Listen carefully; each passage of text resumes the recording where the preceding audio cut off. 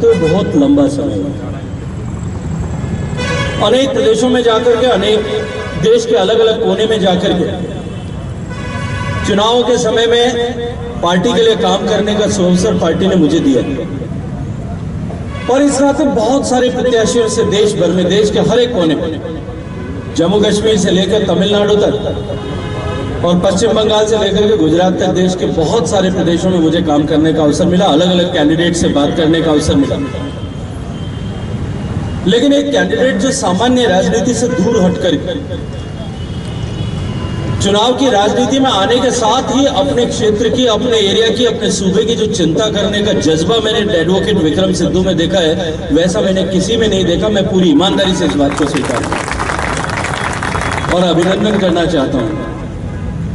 और मैं इनसे आग्रह करना चाहता हूं कि ये जो आग आपके सीने में है, इस आग को बनाए रखना। राजनीतिक भविष्य आपका इतना बड़ा होगा, इतना लंबा होगा, जिसकी शायद लुधियाना के लोगों ने भी कल्पना नहीं की। मित्रों, बहुत लंबी बात करने का अवसर नहीं है। ये पंजाब की गौरवशाली धरती,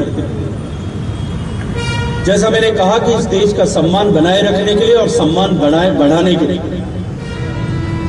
पंजाब की अनेक माओं ने अपने बेटे कुर्बान किए, हंसते हंसते कुर्बान किए।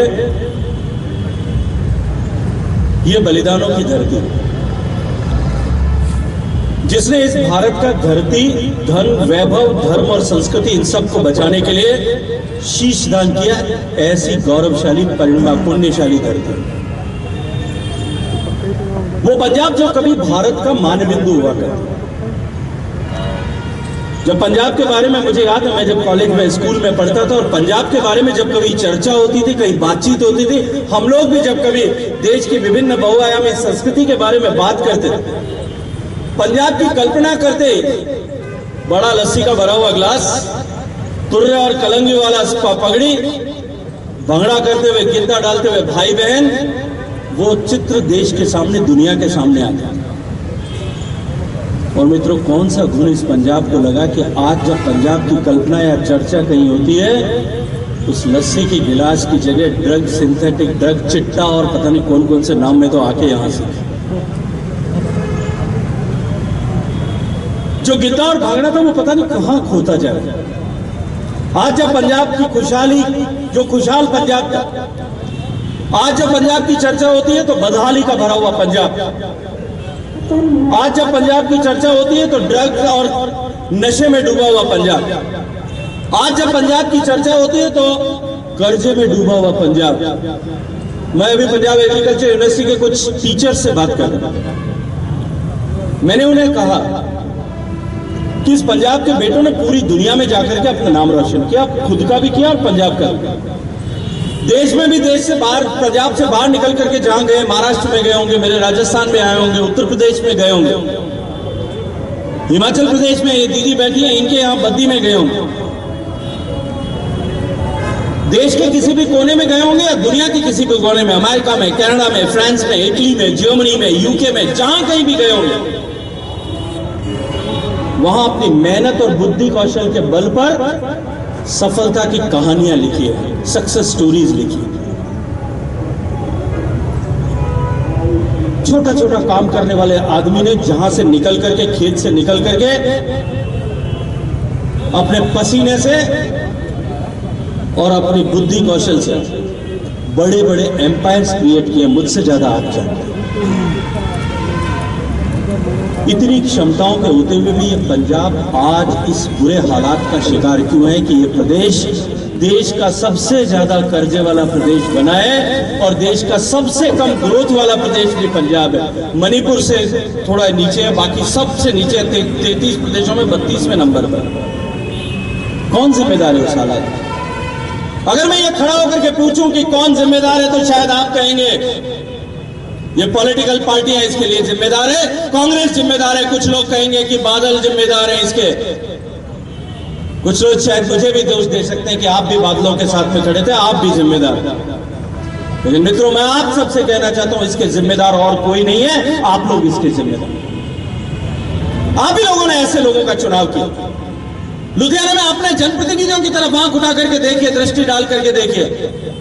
कैसे लोगों को, कैसे चरित्र के लोगों को चुन करके आपने अपना प्रतिनिधि, आपका एमएलए बना करके भेजा है। जिस व्यक्ति को आप अपने घर का सदस्य बनाने में शायद संकोच करते होंगे, जिनके आचरण के चर्चे, जिनके व्यवहार के चर्चे,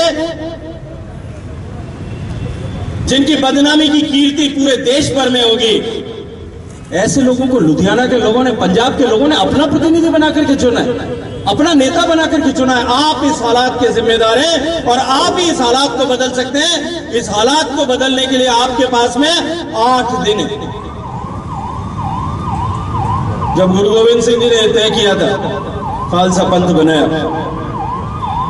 और 5 प्यारे अपने जीवन देने के लिए मांगे थे, उन 5 प्यारों के ताकत पर खड़े करके खालसा पंथ ने इस हिंदुस्तान को जो है सारे आतताइयों से और सारे आक्रांताओं से बचाया, सारे दुश्मनों से बचाया। कितने 5 प्यारे यहां पे, क्या आप लोग बाहर निकल करके इस हालात को बदलने के लिए उस संकल्प की शक्ति के साथ में आगे नहीं बढ़ सकते? ये सिंहों का प्रदेश, आने वाली पीढ़ी को हम क्या जवाब देने वाले? आज जिस तरह से भारत की कीर्ति बढ़ी है पिछले 7-8 साल में, जिस तरह से भारत का सम्मान पूरे विश्व भर में बढ़ा है, मुझसे ज्यादा विश्व भर में जाने का अवसर आप सब लोगों को मिलता होगा। आपके परिवार का, घर का सदस्य पंजाब के हर दूसरे घर का बेटा शायद दुनिया के किसी न किसी कोने में रह रहा होगा। मुझे भी आपके आशीर्वाद से पूरी दुनिया में काम करने का अवसर मिला। आज से 20-30 साल पहले, 15 साल पहले तक जब दुनिया के किसी देश में जाते थे, भारतीय जैसा हुलिया दिखने वाले आदमी से अगर पूछते थे कि तुम कौन से देश के हो, किस देश के निवासी हो, वो बहुत डरते डरते कहता था, हाँ मैं एशिया, मैं एशिया का रहने वाला हूं। ये डरते तो बताता नहीं था कि मैं भारत का रहने वाला हूं। उसके शायद मन में कहीं संकोच होता। आज से 10 साल पहले भी यदि भारत का नाम दुनिया के किसी दूसरे कोने में आप जाकर के लेते थे, तो लोग भारत की छवि country of beggars, country of losers और कमजोरों का देश है, ऐसी कल्पना भारत के लिए करते थे, ऐसी चर्चा करते थे। आज मित्रों 7 साल बाद में आप ही लोगों ने आशीर्वाद देकर के एक पटकथा लिखी। आज भारत का नाम दुनिया के किसी भी देश में किसी भी व्यक्ति के सामने लिखे, उसकी आंखें चमकेंगे, उसके मुंह पे मुस्कुराहट आएगा और वो कहेगा मिस्टर मोदी इज कंट्री। क्या परिवर्तन आया? और वो परिवर्तन कौन लेकर के आया? क्या वो परिवर्तन नरेंद्र मोदी जी लेकर के आए? वो नरेंद्र मोदी जी परिवर्तन नहीं लेकर के आए, वो आप लोगों का आशीर्वाद परिवर्तन लेकर के आया, देश के लोगों का जज्बा लेकर के आया। जब 2014 में इस देश की राजनीति की समीक्षा करने वाला कोई भी व्यक्ति, संस्थान, मीडिया हाउस इस बात की कल्पना नहीं करता था कि देश बदल सकता है और देश में एक सरकार, एक पार्टी की पूर्ण बहुमत की गैर कांग्रेसी सरकार बन सकती है। भ्रष्टाचार में आकंठ डूबी हुई सरकार, देश को गिरवी रख करके केवल राजनीति की कुर्सी पर बने रहने वालों की सरकार, देश की जनता ने तय किया, उसको उखाड़ करके फेंक दिया। पूर्ण बहुमत के साथ में नरेंद्र मोदी जी को अवसर दिया। 7 साल में देश बदल गया। देश के प्रति देखने का नजरिया दुनिया का बदल गया। ये पंजाब के प्रति देखने का नजरिया बदलने की जिम्मेदारी उठाने का समय है और मैं आपको यही भरोसा और विश्वास दिलाने के लिए आया। ये विकास के काम, ये हमारी समस्याएं, ये सब रहेंगी, आने वाले समय में भी रहेंगी और आती ही रहेंगी। मुझे याद है 2016-17 के समय में जब अमेरिका में चुनाव चल रहा था, जब ट्रंप साहब प्रेसिडेंट बने थे, मुझे उस समय प्रधानमंत्री जी ने किसी काम से अमेरिका भेजा। अमेरिका में चुनाव हो रहा था, मैं अखबारों में आर्टिकल पढ़ता, एक आर्टिकल पढ़ा that we are contesting this election for development। I thought America में भी अगर डेवलपमेंट की बात होती है तो हमारे यहाँ क्या होगा। मैंने जो दूतावास के प्रतिनिधि वहां थे, मैंने उनसे कहा मुझे देखने के लिए जाना है एक गांव जहां ये डेवलपमेंट की बात करते हैं, वहां क्या डेवलपमेंट होता है। शाम का समय होगा, लगभग इसी समय पे मुझे एक गांव में ले जाया गया। अमेरिका में न्यूयॉर्क से लगभग 70-80 माइल दूर, 1-1.5 घंटे का रास्ता था, मुझे वहां लेकर के गए। छोटा सा सुंदर गांव था, एक बगीचा था, बगीचे में कुछ बुजुर्ग बैठे थे, महिलाएं थी अधिकांश, थे कुछ पुरुष भी थे। मेरा परिचय कराया, मैंने उनसे आग्रह किया मैं आपका गांव देखना चाहता हूं।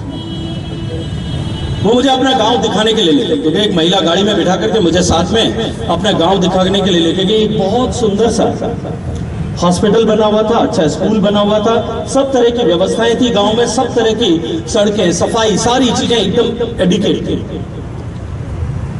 मैंने उनसे पूछा, बहन जी आपके यहाँ पानी बिजली टाइम पे आता है? तो वो बड़ी मुस्कुराई और आश्चर्य के साथ में मुझे देखा कि बिजली भी कभी जाती है क्या? मैंने कहा हमारे यहाँ तो हिंदुस्तान में बिजली जाती ही रहती है, आती कम है जाती ज्यादा है। उन्होंने कहा कि मैंने पिछले 40 साल में एक बार भी बिजली कटी हुई नहीं। मेरे मन में एक उत्साह था, एक उत्सुकता थी। मैं जानना चाहता था कि ये विकास किस तरह का विकास चाहता है। जब हम वापस उस बगीचे में बैठे, हम चर्चा करने लगे, उन्होंने कॉफी मंगाई, मैं जब उनके साथ में कॉफी पी रहा था, मैंने उनसे कहा स्कूल में, गांव में हॉस्पिटल है, स्कूल है, इलेक्ट्रिसिटी है, पानी है, सड़क है, आपके यहाँ पे सब तरह की सुविधाएं हैं, बस आती है, आपके यहाँ पे सब कुछ है, आप क्या चाहते हैं? तो उन्होंने कहा कि रात में अगर हमारे गांव में कोई इमरजेंसी हो जाए, किसी को कार्डियक अरेस्ट हो जाए, किसी को कोई बीमारी हो जाए, या कोई महिला अगर लेबर पेन्स में और रात को इमरजेंसी में उसे शिफ्ट करने की जरूरत पड़े, तो इमरजेंसी हेलीकॉप्टर लैंडिंग फैसिलिटी हमारे यहाँ नहीं है, हम उसके लिए चुनाव लड़ें। और विकास की ये यात्रा अगर अमेरिका में चल रही है, हमारे यहाँ भी चलती है। विकास के नाम पर वोट देते और लेते इस देश को बहुत वर्ष हो गए। 70 साल से इस देश में, 70 साल में 55 साल तक जिस पार्टी ने राज किया, गरीबों का नाम लेकर के और देश में विकास का नाम लेकर के 55 साल तक देश को जिन्होंने लूटा। 2014 में जब देश के प्रधानमंत्री ने लाल किले के प्राचीर पर खड़े होकर के कहा था हम हर घर में शौचालय बनाएंगे, शायद लुधियाना में आप बैठे हुए सारे धनाढ्य वर्ग के लोग कल्पना भी नहीं कर सकते कि देश के 68% घरों में सामान्य शौचालय की सुविधा नहीं थी। 68%। 7 करोड़ लोग ऐसे देखते थे देश में जो खुले में शौच के लिए अभिशप्त थे, उनके घर में टॉयलेट नहीं था। 30 करोड़ माताओं बहनों को रोज सुबह और शाम अंधेरा होने का इंतजार करना पड़ता था, और दिन में सूरज उगने से पहले घर से बाहर निकल करके भागना पड़ता था, क्योंकि अपनी लज्जा बचानी होती। विकास के नाम पर 70 साल तक राजनीति करने वालों ने देश को यह दिया। हजारों गांव, करोड़ों लोग इस 21वीं शताब्दी में भी बिना बिजली के रहते हैं। करोड़ों लोग के सिर पर छत नहीं थी, कच्चे मकान में रहने को मजबूर थे। उनकी माताओं को अपने बच्चों को भीगते हुए बरसात में रात को वो टपकती हुई छत से बचाने के लिए खुद गीले में रहना पड़ता था, बच्चे को सूखे में रखने के लिए, क्योंकि सर पे छत नहीं थी। प्रधानमंत्री ये कहता था कि हम ऊपर से 100 रुपए भेजते हैं, नीचे 15 रुपए भेजते हैं, 85 पैसा रास्ते में खो जाता है। 7 साल में ये हालात बदले हैं। आज हम सब विषयों को 100% की उस पर ऐप जो है वो एड्रेस करने के लिए देश की सरकार ने काम किया है, और सफलतापूर्वक किया। अभी पीने के पानी की चर्चा कर रहे हैं कि लुधियाना में पीने का पानी अच्छा नहीं है, बुड्ढे नाले के कारण हमें जहर का पानी पीने को मजबूर होना पड़ा। जब 2019 में प्रधानमंत्री जी ने सरकार बनने के बाद में मुझे जल शक्ति मंत्रालय का काम करने का आशीर्वाद दिया, अवसर दिया, और लाल किले के प्राचीर से जब उन्होंने कहा कि देश के हर एक घर तक पीने का पानी पहुंचना चाहिए, क्या आप कल्पना कर सकते हैं कि लुधियाना में जो पानी आता है और आपके घर में जो नल आता है, ऐसे देश के कुल मिलाकर के केवल 17% घर थे जिनके घर में पीने का पानी आता है। 83% घरों में माताओं बहनों को पानी लेने के लिए सर पे मटका रख के बाहर जाना पड़ता था। मैं तो जैसलमेर जोधपुर से आता हूँ, 10-10 किलोमीटर तक माताओं बहनों को पानी पे लाने के लिए, पीने के पानी के लिए मटका रख के सर पे आना पड़ा। पंजाब एग्रीकल्चर यूनिवर्सिटी ने अपने इन्वेस्टिगेशन में, अपनी रिपोर्ट में यह कहा है कि लुधियाना का पानी पीने लायक नहीं। लेकिन ऐसी माएं ये जानते हुए कि ये आर्सेनिक का जहर है, जानते हुए कि इसमें हैवी मेटल्स है, ये जानते हुए भी कि इसमें फ्लोराइड है, मेरा बच्चा और मेरा घरवाला जिसको मैं पानी ला करके पिला रही हूं वो अपंग, अपाहिज हो जाएगा, दिव्यांग हो जाएगा, लेकिन फिर भी पानी पिलाने के और पीने के लिए मजबूर थे। ये बदलाव नरेंद्र मोदी जी ने किया। आज कोविड की इस आपदा के होते हुए भी 2 साल में हमने इस आंकड़े को लगभग 50% तक पहुंचाने में कामयाबी प्राप्त की। जो 17% था वो आज 50% है। आने वाले 2 साल में देश के एक भी घर ऐसा नहीं होगा, न शहर में न गांव में। आप पानी की क्वालिटी की बात करें, देश के हर एक शहर में, हर एक नगर में इसी तरह से उच्च गुणवत्ता का पानी मिले। 2,86,000 करोड़ रुपए का एलोकेशन उसके लिए हुआ, और हर एक गांव में पीने का पानी मिले, उसके लिए भारत सरकार ने, माननीय मोदी जी ने 3,60,000 करोड़ रुपए का बजट प्रावधान किया। 7 लाख करोड़ रुपया सिर्फ पीने के पानी के लिए देश में खर्च। और देश में इस तरह का प्रोटोकॉल डेवलप, मैंने आज देश भर में इस तरह की व्यवस्था की है कि हजारों की संख्या में लेबोरेटरीज देश में बन रही है। हर गांव में 5 महिलाओं को ट्रेन करके फील्ड टेस्टिंग किट दिया है कि वो पानी की गुणवत्ता को टेस्ट करें। किसी भी मां को, अपने बच्चों को, या किसी भी बीवी को, अपने पति को वो जहरीला पानी पीने के लिए मजबूर नहीं होना पड़ेगा। आपके यहां भी मैं इस दिशा में काम करूं, ताकि सरकार की जिम्मेदारी है कि पीने का पानी मिलना चाहिए, लेकिन इस तरह की रिस्पॉन्सिबल सरकार बनाने की जिम्मेदारी है वो आप लोगों के, मित्रों, आपको करना होगा। ये बुड्ढा नाला की चर्चा होती है, सब बुड्ढा नाला की पीड़ा सिर्फ आपको ही नहीं है, मेरे को भी। मेरे घर में भी इसी बुड्ढे नाले का प्रकोप जो है, वो जोधपुर में पानी जो आता है वो भी इसी से आता है। ये सतलज दरिया में गिरता है, राजस्थान कैनाल से पानी सरिन फीडर से राजस्थान कैनाल में जाता है, कैनाल से लिफ्ट कैनाल में आता है, वहां से जोधपुर में मेरे घर में भी आता है। मैं भी इसका पीड़ा, और इस समस्या के समाधान के लिए भारत सरकार से हमने करोड़ों रुपए का अनुदान दिया, 600 करोड़ रुपए। लेकिन ये पंजाब की इस तरह की व्यवस्था है कि टेंडर किसको मिले, और जो हमारे विक्रम जी के सामने मिल रहे हैं, जो कैंडिडेट खड़े हैं, ये लुधियाना के प्रतिनिधियों से ज्यादा टेंडर को तो कोई नहीं जानता कि टेंडर किसको मिले। इसके चक्कर में पिछले 3 साल से वो फाइल रखी हुई है, बार बार टेंडर कैंसिल हो रहे हैं। तो ये व्यवस्था अगर बदलनी है और नई व्यवस्थाएं खड़ी करनी है, तो जिम्मेदारी उठा करके आप लोगों को काम करना है। मेरे पास में पाल खुराना साहब आए थे, सिद्धू साहब को लेकर के आए थे, इन्होंने पुलिया की समस्या मेरे सामने रखी। मैंने आदरणीय नितिन गडकरी जी से बात की, मैंने उनसे आग्रह किया कि इसको क्यों नहीं हम एलिवेटेड पूरा जो है पिलर्स पर बना दें। और अभी मक्कड़ साहब ने बात की, मैंने गाड़ी से उतरने से पहले फिर NHAI के अधिकारियों से बात की कि आप लोगों जो मैंने बात चर्चा की थी उस पर क्या निर्णय हुआ है। उन्होंने कहा हमने फाइल्स कॉल कर ली है, पंजाब के PD को बुलाया है, पंजाब के जो RM है यहाँ पे NHAI का, उसको बुलाया है, उसको सारी रिपोर्ट लेकर के आने को कहा, किस तरह से परिवर्तित कर सकते हैं उसका पूरा तखमीना बना करके, एस्टिमेट बना करके लाने के लिए कहा। उसके बाद में मैं नीचे गाड़ी में चला। देखिए,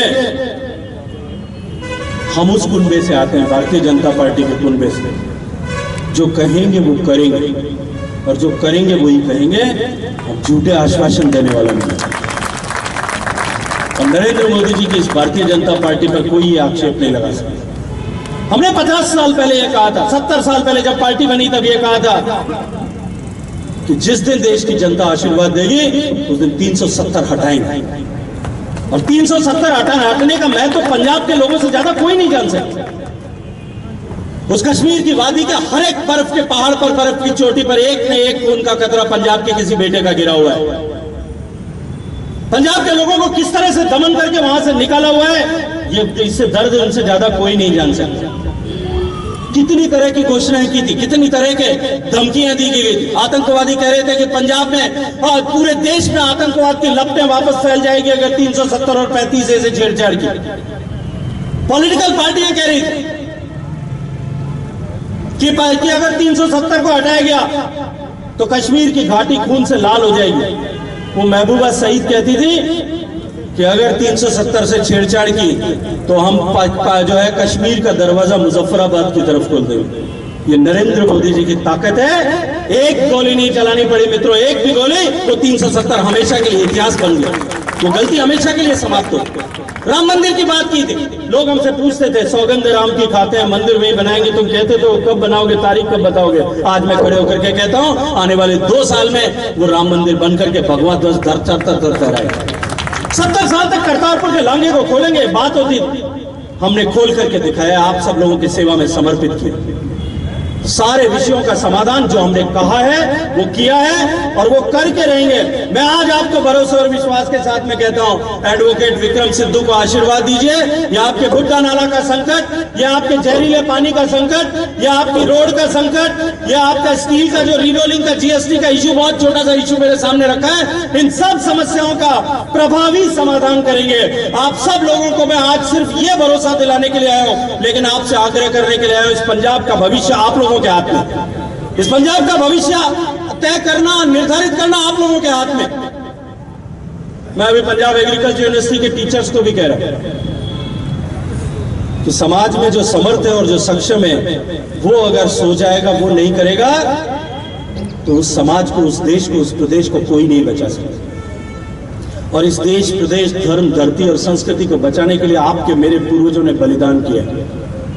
हमको अब सिर कटाने की जरूरत नहीं है, न हमको खून देने की जरूरत, हमको सिर्फ समय देने की जरूरत है। गुरु गोविंद सिंह जी ने, 10वें पातशाह ने तो सिर मांगे थे पंज प्यारे बनाने के लिए। मैं इस पंजाब को बदलने के लिए आपसे सिर्फ 8 दिन मांगता हूं। इस लुधियाना में आप 8 दिन दीजिए, 8 दिन तक केवल और केवल एक विषय को लेकर के कि हम पंजाब के भविष्य के लिए, बच्चों के रोजगार के लिए, खुशहाली के लिए, समृद्धि के लिए, पंजाब का खोया हुआ अतीत लौटाने के लिए हम सब लोग मिलकर के काम करेंगे। यदि आप मेरी इस बात से सहमत हैं, अपने दोनों हाथ एक बार खड़े करिए, पूरी ताकत से मुट्ठी बीट करके कहिए, भारत माता की, भारत माता की, भारत माता की।